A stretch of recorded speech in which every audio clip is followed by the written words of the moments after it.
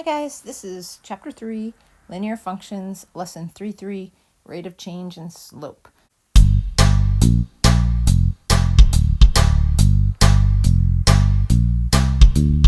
Look at that Cartesian plane. Isn't it just so beautiful? X on the horizontal, Y up and down the vertical. Now there's this thing called slope. There are two ways that it's expressed. It's the rise over run. It's the change in Y over the change in X. Slope measures the steepness of a line. A higher slope means a steep incline, and the reverse is also true. A low slope makes the line flatter too. See, there's this thing called slope. There are two ways that it's expressed. It's the rise over run. It's the change in Y over the change in X. Let's see slope y-intercept form. Y equals mx plus b. Oh my, the relationship between x and y depends on the constants m and b. M you see is the value of the slope, so a higher m means a steeper line. B is the y-intercept where the line crosses the axis of y. Now there's this thing called slope. There are two ways that it's expressed. It's the rise over run. It's the change in y over the change in x. Slope is the rise over run. Na na na na na na na na. Slope is the rise over run.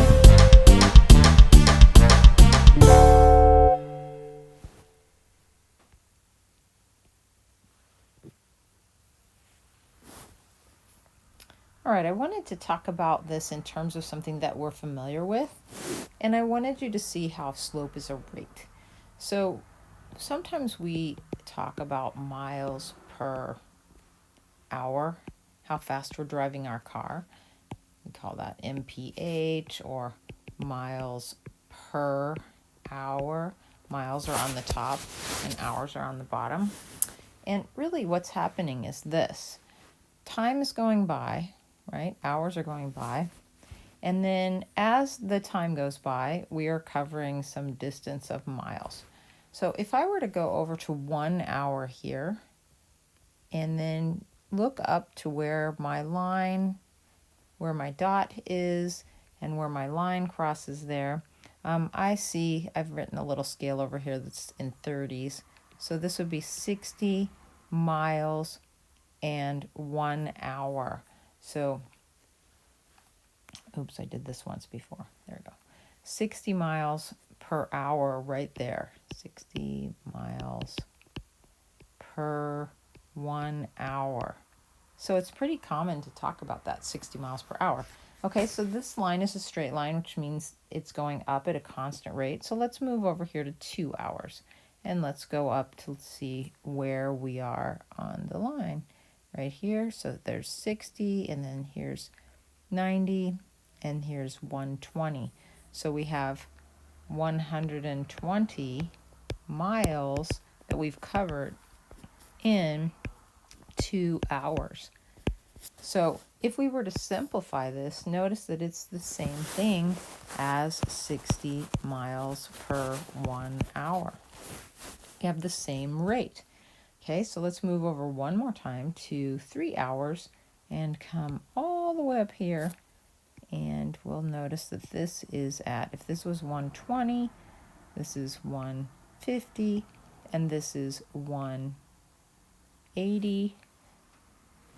And so we have 180 miles that we've gone now in 3 hours. And if we simplify this, we can see that 3 goes into 180 60 times. We have 60 miles per hour. That is a constant rate of change on this straight line. 60 is the slope of this line, and it is positive. It's going up. We always go from the left to the right, and the slope of this line will always be 60. The rate of change of this line will always be 60 miles per hour. So if I was looking in the textbook on page 177, the end of this lesson, you're welcome to look at the rest of the lesson, of course, I see number 1 here, and it says find the rate of change represented in each table or graph. So they gave me 2 points, 0 and 2, and 3 and 6. And I want to look at it kind of graphically here for a second. So if I were to move over this way, I would move over 1, 2, 3.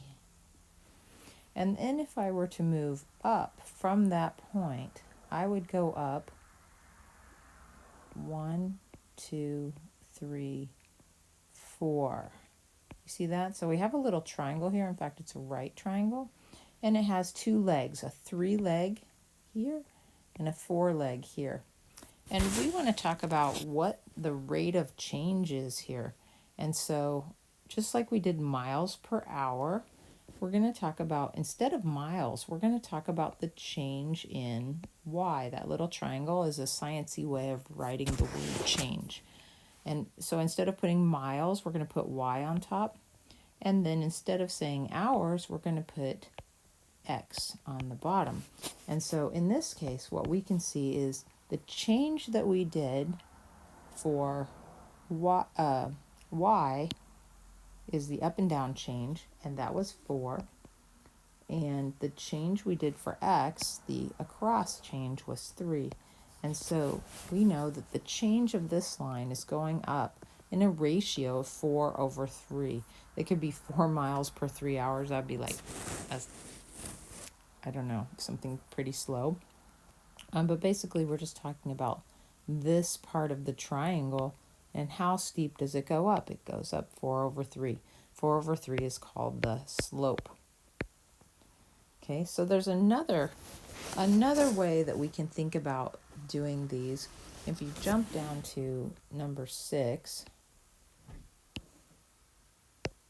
we have 2 points, not a picture of a graph, just 2 points given to us, and they ask us to find the slope of the line. So now I'm going to talk about the formula that we can use anytime we see points like this. And we can't just count the spaces on a graph. We can take our y values and subtract them and put that on the top, and on the bottom we can take our x values and subtract them. So if I were to assign values to this, maybe this is x1 and y1, they're a couple, and this is x2 and y2, they are another couple. And I'm just going to plug in numbers here. So I'm going to say 9 minus 3. Notice I just picked the y's, right? Y minus y, because that's going to tell me what the change in y is to subtract these 2 numbers. And on the bottom, I'm going to take the x's. I have to do it in exactly the same order I just did the others. So I'm going to go here, because I started with the 9 before, I'm going to start with the 6 here. Go to the 5. 6 minus 5 is going to tell me the change in x. Now, be careful. Use your calculator when you're in doubt to back yourself up, because there's a lot of positives and negatives going on in these problems. This one is not too bad. 9 minus 3 is 6, and 6 minus 5 is 1. We can simplify that, and we know that the slope of our line that goes between these 2 points, our slope is going to be 6. It's going to be an uphill line because 6 is a positive number. Okay, let me do another one. Let's do number 7. I have negative 4 and 3 and negative 2 and 1. And I'm going to do this. Change in y. So 1 minus 3 over change in x. So negative 2, watch out, minus a negative 4. Okay, so minuses are in the formula if you have other negatives, you have to make sure to use those as well. So notice I did y minus y over x minus x. I always do it in that order so I don't get confused. Okay. If you are at all uncertain about your positives and negatives, please use your calculator. And if I simplify this, I'm going to get -1. -1 is the slope of this line. Okay, slope always goes from the left to the right. And in this case, since it's negative, it's going to go downhill. So this is a negative slope.